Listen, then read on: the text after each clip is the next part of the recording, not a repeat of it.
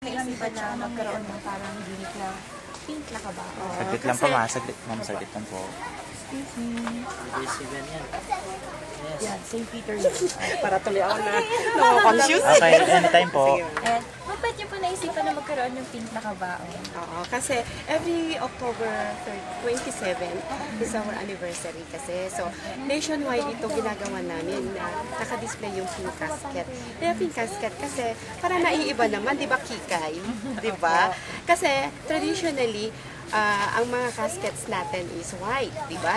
So, mga tao, takot na takot. So, conquer your fear. Kailangan, pag nakita nila yung pink, wow, pwede sila mag-picture, at least na-feel nila. Na-feel mo na, buhay ka pa, nakikita mo na, na-feel mo na, di ba? At least pag namatay ka, alam mo na kung nasaan ka. And pati ko na rin encourage yung mga televiewers natin na gumamit ay na itry naman po someday yung pink na kabao. Yeah, napakaganda ng St. Peter, napakaganda ng pink casket, di po ba? And then, pwede kayong pumunta sa office namin sa actually, dalawa yung office namin. Sa Baguio branch, located at B313 Lopez Building, and then yung isa sa Trinidad branch naman. So, dalawa na yung St. Peter Lifeline dito sa Baguio. And then, may mga add-ons kami.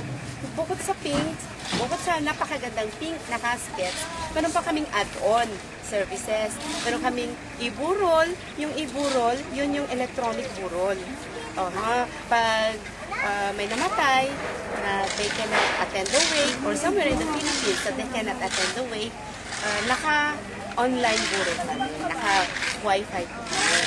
And then meron po kaming timeless tribute, which is pag namatay, kumukuha kami ng we gather 60 pictures from the family, yung mga happy moments, and then gagawa kami ng tribute, naka-CD yan para sa kanila, para may maiwan naman na magandang sa kanila. One last question, aside po from pink, ano pa po yung mga ibang styles or designs ng mga kabao namin? Ang mga colors namin, may mga brown, may mga gold, mga yellow, lahat kung ano yung sasabihin mong colors. Kahit ano po, Bukod sa pink, order. yes, bukod sa pink casket. Kasi ang St. Peter Lifeline, meron silang casket and manufacturing supply. Ang tawag nga namin dito is jewelry box. Jewelry box. Bakit? Kasi pink, di ba? Pag sinabi mong jewelry box, mahal mo kasi sa buhay. Mahal mo sa buhay yung nasa loob. Parang jewelry. Kikay, di ba? Thank you po. Thank you.